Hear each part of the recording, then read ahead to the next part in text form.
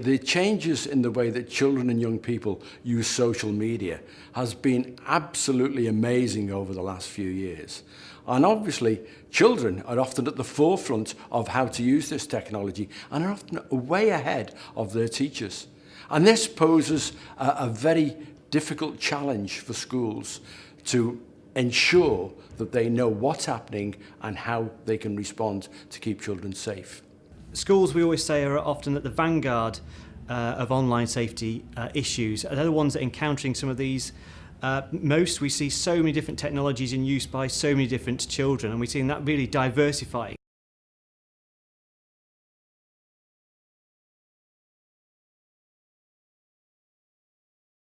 And yet it suddenly becomes apparent that either end of the school day, young people are going home to unfiltered, unmoderated, unsupervised internet connections. And most of the issues, therefore, are happening beyond the school's own geography and timetable. And yet schools are expected to be able to identify those things as part of their wider safeguarding commitment.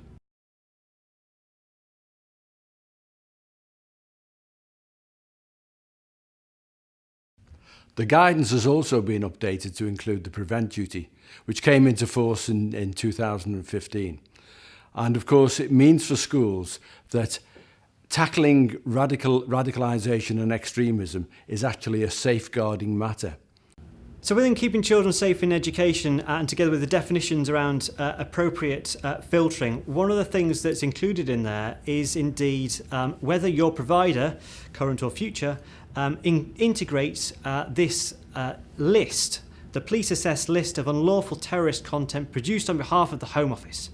The Counter-Terrorism Internet Referral Unit is a small policing unit within the National Counter-Terrorism Policing's Operations Centre that's role is to find and assess material online which we believe to be terrorist or related to terrorism.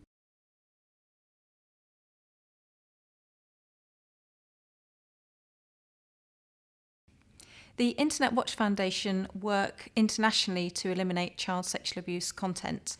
We actively search for images and videos of child sexual abuse, as well as taking reports in from members of the public and other professionals like the police.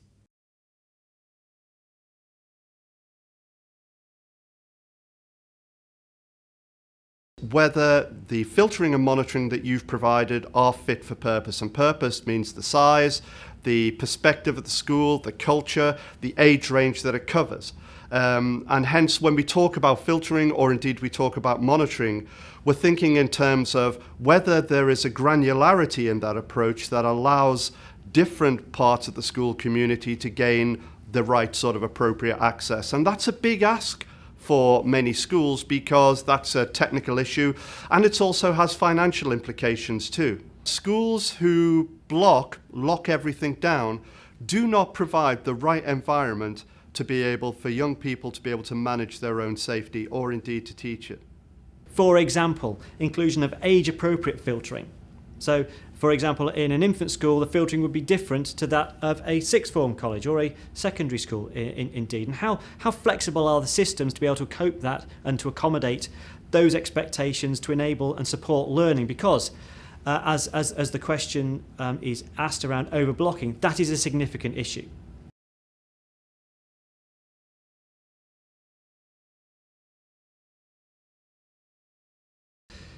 Sexting is a significant issue at the moment, particularly for secondary schools. We've worked with thousands of secondary schools over the course of the last 6-7 years, and 100% of them have dealt with and deal with instances of sexting on a regular basis.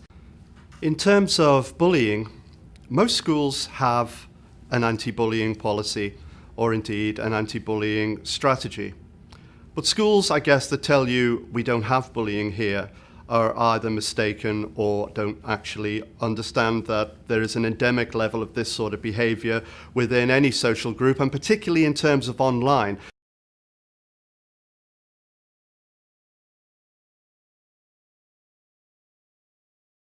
Well, this is an area that you should expect scrutiny when Ofsted come, because all Ofsted inspectors have had recent and up-to-date training on safeguarding, particularly online safeguarding.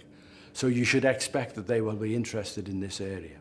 In terms of integrating those standards into the inspection frameworks, we've also then produced guidance to support inspectors, because it can be very daunting, very difficult indeed, for anyone asking questions as to, well, why are we asking these questions, indeed what the response is that we should be looking for.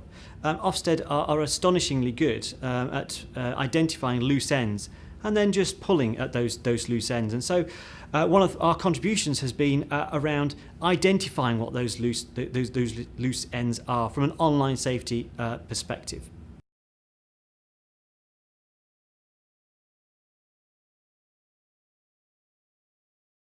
I would always start with asking the students, because they're the people who actually know what is going on in relation to the internet, social media.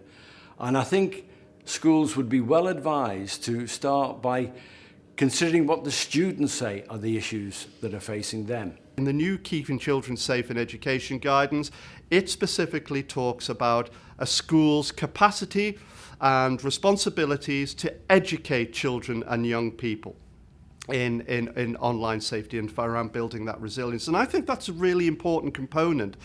We also know too that schools who have effective education programs are more effective at providing the right environments for online safety. And by effective education programs, we talk about ones that are threaded through the rest of the curriculum, that have scope and progression, rather than just the very inconsistent and dips into this that some schools have, either following an incident or at certain points in an ICT curriculum.